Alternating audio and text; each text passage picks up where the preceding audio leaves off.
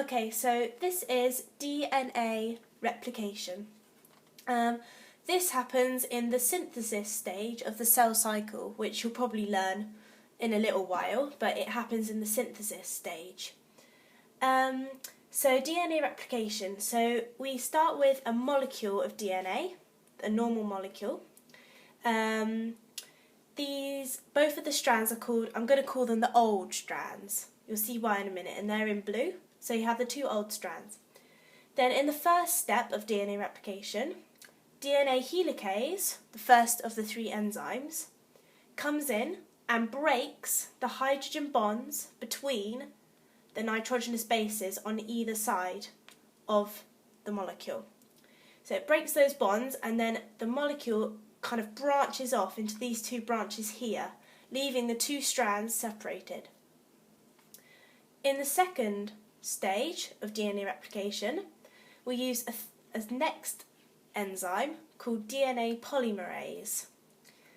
This takes free nucleotides from the cell nucleus. It takes those and joins the complementary bases to the old strand. So it takes the old strand and it takes the free nucleotides from the nucleus and joins them so they form hydrogen bonds to the old strand. Then we have an old and a new strand.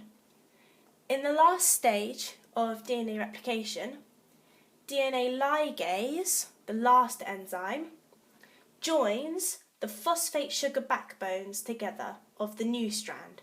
So it goes along and joins these little parts here together so that we get a whole ladder again.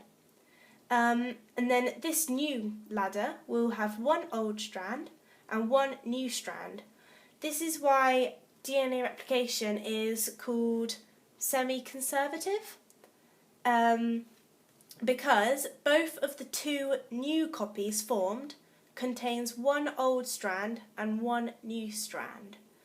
So when you have this new copy here, you have one from the old strand and one new strand, which is made from the free nucleotides.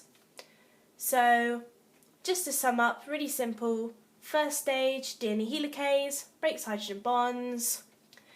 DNA polymerase joins the free nucleotides on to the old strand. DNA ligase joins the phosphate sugar backbone together.